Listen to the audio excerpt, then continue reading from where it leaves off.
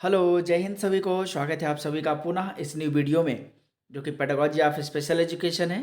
Practice series अभ्यास श्रृंखला 11 यानी कि 11 है। इससे पहले 10 सीरीज बन चुकी हैं। उसमें जो भी क्वेश्चन है उन्हें आप ज़रूर देखिए।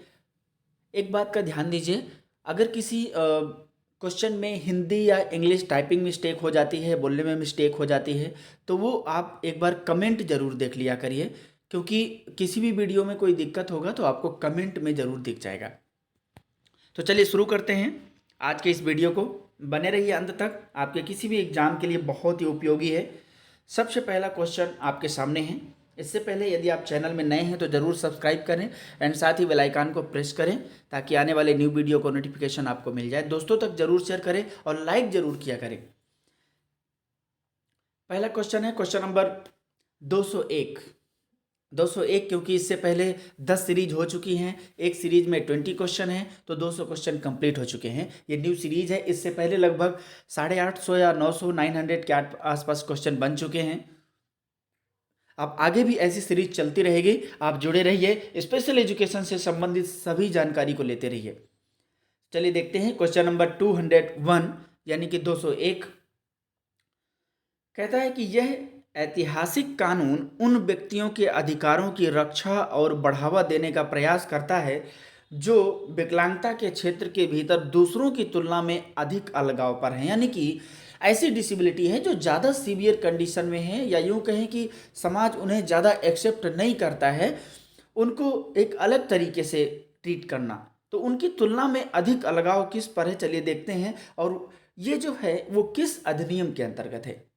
ऐसा कौन सा कानून है जो इन चीज़ों को बढ़ावा देने का प्रयास करता है। हमारे पास चार ऑप्शन है। पहला, राष्ट्रीय न्यास अधिनियम 1999 यानी कि नेशनल ट्रस्ट एक्ट 1999, या फिर ऑप्शन बी, राष्ट्रीय पाठ्यचर्या की रूपरेखा 2005 यानी कि एनसीएफ 2005, या फिर रमशा 2009, या फिर ऑप्शन डी, उपरोक्त सभी all of the above. Question number 201 का जो हमारा सही जवाब है option A is the correct answer. 209 sorry 1999 राष्ट्रीय न्यास अधिनियम नेशनल ट्रस्ट एक्ट, क्योंकि इसमें 4 प्रकार की विकलांगताएं शामिल हैं, जिसमें ऑटिज्म, सेबल पॉलिसी, एमआर यानी कि मेंटल रिटार्डेशन जिसे हम इंटेलेक्चुअल डिसेबिलिटी कहते हैं, एमडी यानी कि मल्टीपल डिसेबिलिटी। ये वास्तव में गंभीर समस्याएं हैं, काफ़ी सीवियरिटी है ये अन्य से बहुत ज़्यादा। तो इसलिए ये हर व्यक्ति एक्सेप्ट नहीं कर पाता है। हालांकि अब धीरे धीरे सेंटर, संस्थाएं या थेरेपेटिक या इंटरवेंशन सेंटर खुल गए हैं, तो जिनसे काफ़ी आसान है, बट फिर भी इनके जीवन जीने के लिए जो एक प्रतिबद्ध है, पूरी तरीके से कटिबद्ध है कि उन्हीं के लिए काम करेगा और उनको संरक्षण देगा। इसीलिए ये नेशनल ट्रस्ट एक्ट है और इसको संरक्षणीय अधिनियम के नाम से भी जाना जाता है। चलिए देखते हैं क्वेश्चन नंबर 202। वीडियो को पूरा देखिए, सुना करिए कि कौन सा सही है। देखते हैं क्वेश्चन नंबर 202 कहता है कि पोलियो, रिकेटस, मस्कुलर डिस्ट्रॉफी किस विकार से संबंधित है। यानी ये किसके अंतर्गत, अगर हम इसमें शामिल करें, हमारे में से 4 ऑप्शन है, 4 में से किससे शामिल करेंगे, तो हमारे पास 4 ऑप्शन है। पहला, लोकोमोटर विकलांगता यानी लोकोमोटर डिसेबिलिटी, या इसको हम अक्षमता कह देंगे। बी, आत्म केंद्रित विशेष विकार यानी कि ऑटिज्म स्पेक्ट्रम डिसऑर्डर, या फिर ऑप्शन सी, संज्ञानात्मक हानि या क्षति यानी कि कॉग्निटिव इंपेयरमेंट, या फिर ऑप्शन डी, दृष्टिबाधित विजुअल इंपेयरमेंट। क्वेश्चन नंबर 202 का हमारा सही जवाब है option A is the correct answer. देखिए, ये पोलियो वगैरह ये सब लोकोमोटर मस्कुलर डिस्ट्रॉफी ज़्यादातर इन सबसे रिलेटेड है, जो कि फिजिकली प्रॉब्लम्स होती हैं। अब देखते हैं क्वेश्चन नंबर 203 क्या कहते हैं कि विषम आई यू जी आर, विषम आई यू जी आर में कौन सा अंग प्रभावित नहीं होता है। सबसे पहले तो आई यू जी आर होता क्या है, फुल फॉर्म क्या होता है इसका, इंट्रोटराइन ग्रोथ रिस्ट्रिक्शन। क्या है, इन टी आर ए यू, फिर से लिख देता हूं मैं, वैसे आप देख ही लेंगे। I N T R A U T E R I N E, ये इंट्राउटेराइन ग्रोथ रिस्ट्रिक्शन, ये इसका फुल फॉर्म होता है। यानी कि जो, जैसे अगर कोई बच्चा गर्भाशय में होता है तो उसकी वृद्धि अवरोध हो जाती है, अंतर गर्भाशय कहलाते हैं इसको। तो इसमें से हमारे पास चार ऑप्शन है। पहला, चमड़े के नीचे का वसा, चमड़ा मतलब ये अलग वाला नहीं है, हमारा चमड़ा, हमारी खाल। ऑप्शन बी, मांसपेशियां। सी, लिवर। डी, मस्तिष्क। किसे प्रभावित, अंग प्रभावित नहीं होता है। तो क्वेश्चन नंबर 203 जो है, उस 3 का हमारा सही जवाब है option D is the correct answer, brain.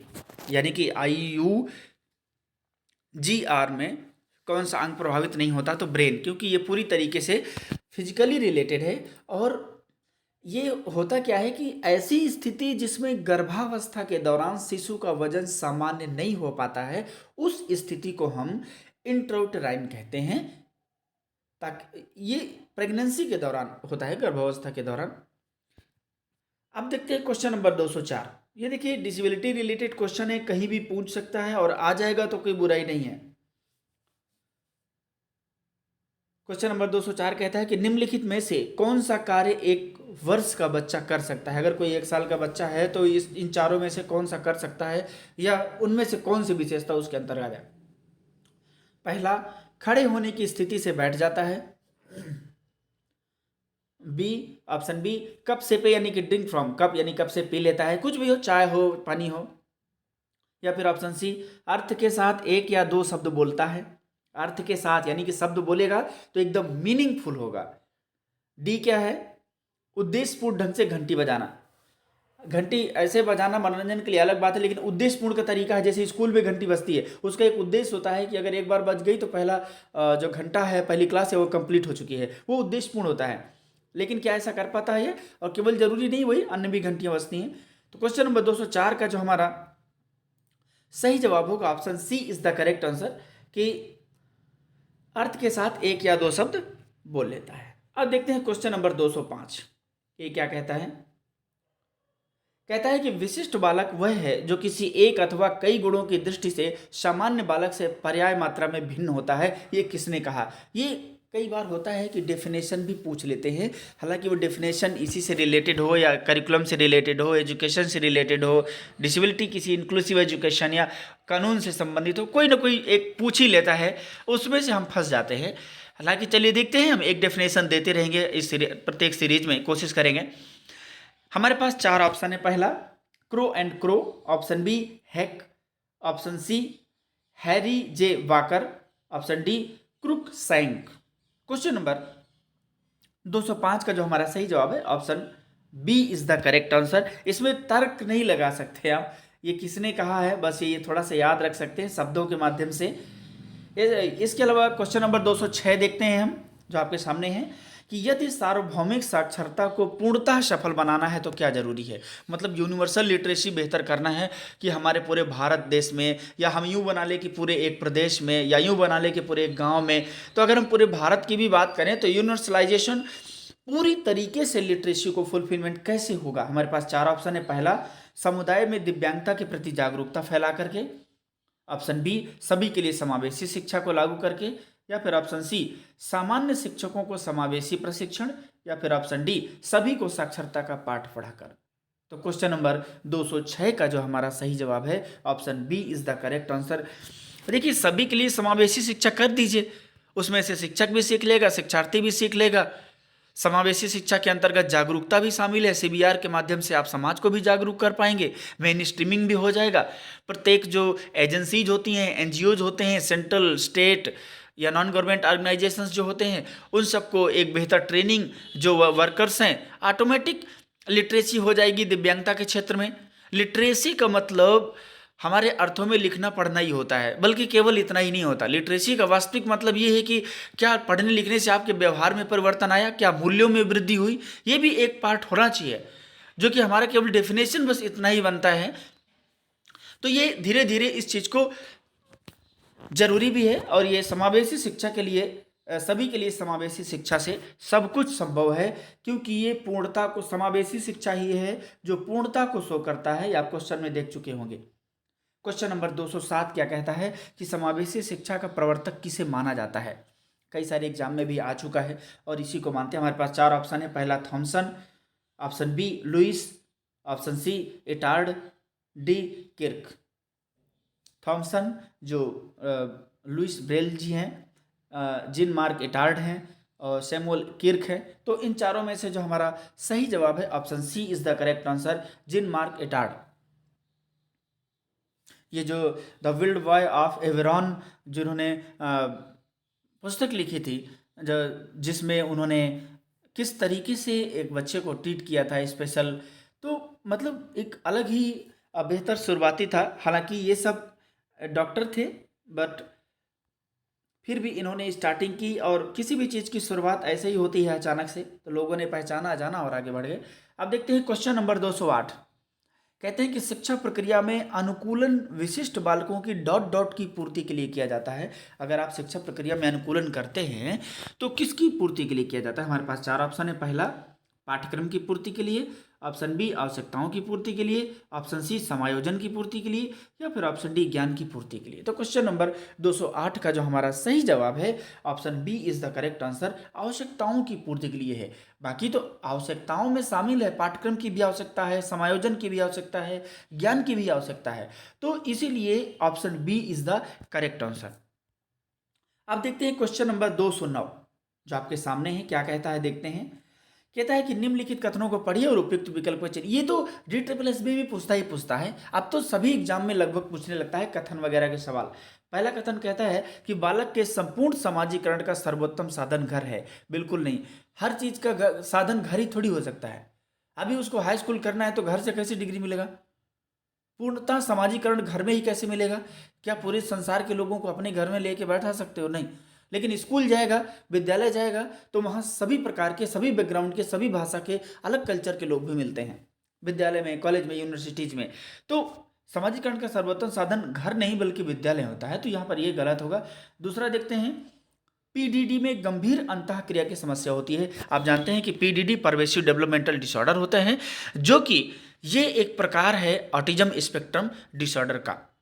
तो ये हमारा सही है। तो इन चारों में से यानी कि पहला गलत है, दूसरा सही। तो अगर देखा जाए तो क्वेश्चन नंबर 209 का हमारा सही जवाब option C is the correct answer कहता है। केवल कथन पहला गलत है, बाकी नहीं।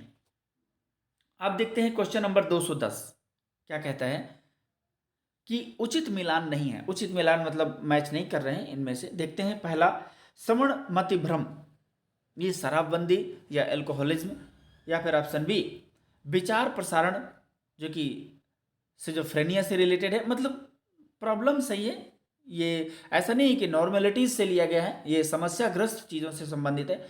ऑप्शन सी बेवफाई का भ्रम जो कि जुनूनी बाध्यकारी न्यूरोसिस यानी कि डिल्यूजन ऑफ इनफिडेलिटी। अब देखते हैं डी भव्यता का भ्रम यानी उन्माद डिल्यूजन ऑफ ग्रैंड्योर बनिया। अब क्वेश्चन नंबर 210 का जो हमारा सही जवाब है option C is the correct answer. ये मैच नहीं खाता, बाकी मैच खाते हैं। अब देखिए क्वेश्चन नंबर 211 है। DSSB में तो इससे भी कठिन सवाल पूछता है। हालांकि कोशिश यही रहेगी कि आपके लगभग सभी स्पेशल एजुकेशन से संबंधित एग्जाम के लिए आपको सब मिलता रहे। लाइक जरूर किया करिए वीडियो को। चलिए देखते हैं 211 प्रश्न कि समस्याग्रस्त व्यक्तियों हेतु सहायक उपकरणों का निर्माण उत्तर प्रदेश में कहाँ किया जाता है। यानी कि उत्तर प्रदेश में कोई ऐसा संस्थान जरूर है जो कि समस्याग्रस्त व्यक्तियों को, यानी कि एक समस्याग्रस्त नहीं या केवल HI का या BI का या MR का नहीं, लगभग सभी प्रकार के डिसेबिलिटीज के लिए सहायक उपकरण यानी जो असिस्टिव डिवाइसेस होते हैं उनका निर्माण करता है और उत्तर प्रदेश में है। तो देखते हैं option A Lucknow, option B Prayagraj, option C Kanpur, option D Jhansi. तो क्वेश्चन नंबर 211 का जो हमारा सही जवाब है option C is the correct answer. ये कानपुर में स्थित है जो कि एलिम्को है, artificially manufacturing corporation of India. ये एलिम्को वहीं पर स्थित है। और ये आपको पहले भी मैंने बताया होगा कि एलिम्को जो है ये कानपुर में है और ये दिव्यांग लोगों के लिए पूरी तरीके से उनकी असिस्टिव डिवाइसेस के लिए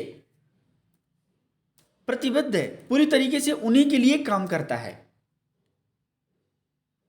इसके अलावा देखते हैं हम नेक्स्ट क्वेश्चन, हम क्वेश्चन नंबर 212 है। अब देखते हैं क्वेश्चन नंबर 212 क्या कहता है। कहता है कि समावेशी शिक्षा अपवर्जन के विरुद्ध एक पहल है, यानी कि एक्सक्लूजन, इंक्लूजन नहीं, एक्सक्लूजन। हमारे पास चार ऑप्शन है। पहला सत्य है ये बात, ऑप्शन बी असत्य है, ऑप्शन सी कुछ हद तक सत्य है, या फिर ऑप्शन डी पूर्णतः सत्य है। क्वेश्चन नंबर 212 का जो हमारा सही जवाब होगा option D is the correct answer. ये पूर्णतः सत्य है, ये बिल्कुल उसके विरुद्ध ही एक पहल है। उसके अगर सेम सेम होती तो फिर ये अपवर्जन क्यों कहलाता, एक्सक्लूजन क्यों कहलाता, इसलिए पूर्णतः सत्य है। ऐसे भी क्वेश्चन आ जाते हैं, आपको ये सब बहुत सरल लगते हैं, लेकिन जब एग्जाम में बैठो तब पता चलता है। देखते हैं क्वेश्चन नंबर 213, दिव्यांग बच्चों की शिक्षा को और भी सुगम बनाया जा सकता है यदि, यानी कि हमारे पास व्यवस्थाएं तो लगभग हैं थोड़ा बहुत, लेकिन और भी अगर बेहतर बनाना है और भी एक्सेसिबल बनाना है तो करेंगे क्या? चलिए देखते हैं। यहाँ पर जो ईजियर है, सुगम है, यहाँ पर आप एक्सेसिबल भी लिख सकते हैं। हमारे पास चार ऑप्शन है। पहला माता पिता प्रतिदिन विद्यालय जाएं, यानी कि माता पिता के डेली विद्यालय जाने से सुगम हो जाएगा, शायद नहीं। ऑप्शन बी दिव्यांगता से संबंधित योजनाएं जमीनी स्तर से जुड़े होना चाहिए, जमीनी स्तर मतलब उनकी बेसिक नीड से। ऑप्शन सी शिक्षक दिव्यांग विद्यार्थियों से जुड़े आयामों से अपडेट हो। ऑप्शन डी प्रधानाचार्य एवं विद्यालय के सभी शिक्षक अनुशासन में रहें। तो क्वेश्चन नंबर 213 का जो हमारा सही जवाब है option C is the correct answer. सबसे बढ़िया बात है कि अगर शिक्षक दिव्यांग विद्यार्थियों से जुड़े आयामों से अपडेट रहेंगे तो दिव्यांग बच्चों की शिक्षा को बेहतर से बेहतर सुगम बनाया जा सकता है। उसका रीजन है क्योंकि जो शिक्षक है अगर वो अपडेट रहेगा तो ऑटोमेटिक वो नई नई चीज़ें लाएगा, नए नए टेक्निक्स, नए नए मेथड, सारी चीज़ें, तो वो सारी चीज़ें हो जाएगी। इसलिए option C is the correct answer. अब देखते हैं क्वेश्चन नंबर 214 क्या कहता है। निम्नलिखित में से कौन सा समावेशी शिक्षा का मॉडल नहीं है? आप जानते हैं कि कई सारे जो रिहेबिलिटेशन के मॉडल होते हैं जो इम्प्लीमेंट किया जाता है उनको समावेशी शिक्षा में, तो ऐसा कौन सा समावेशी शिक्षा का मॉडल नहीं है? चलिए देखते हैं। सबसे बड़ा चीज़ है नहीं है। हमारे पास चार ऑप्शन है। पहला सांस्कृतिक मॉडल यानी cultural model, option B charity model, option C चिकित्सीय मॉडल मेडिकल मॉडल, या फिर option D Beauchamp model. Question number 214 का जो हमारा सही जवाब है option D is the correct answer. जो ब्यूचम मॉडल है, ब्यूचम ये व्यक्ति थे, उन्होंने इस मॉडल को दिया था जो कि करिकुलम से रिलेटेड है। ये मॉडल करिकुलम से रिलेटेड है, ध्यान रखिएगा। ब्यूचम मॉडल हो सकता है कहीं सवाल आ जाए कि आपको निम्न में से करिकुलम का मॉडल है, हो सकता है 3 ऊपर वाले दे दे और ये किए दे दे, तो क्वेश्चन सवाल बदलने में कब देर नहीं लगती है, ये डिपेंड करता है कि क्वेश्चन बनाने वाले के ऊपर। इसलिए option D is the correct answer. वो एक करिकुलम से रिलेटेड है, बाकी ऊपर कौन से हैं वो समावेशी शिक्षा के मॉडल से रिलेटेड है। अब देखिए क्वेश्चन नंबर 215 क्या कहता है भैया। क्वेश्चन नंबर 215 कहता है निम्नलिखित में से विविधता वाले कक्षा को प्रबंधन करने वाली रणनीति कौन सी नहीं है? मतलब हमारे क्लास में बहुत सारे डाइवर्स बच्चे होते हैं, चाहे वो धर्म के आधार पर हो, चाहे वो पढ़ने वाले सीखने वाले के आधार पर हो, तो ज़्यादातर हम यहाँ पर धर्म को ना मान करके सीखने वाले पे लेते हैं। हम देखते हैं कि उनकी क्षमता, उनकी आईक्यू, इन सब चीज़ों के आधार पर लेते हैं।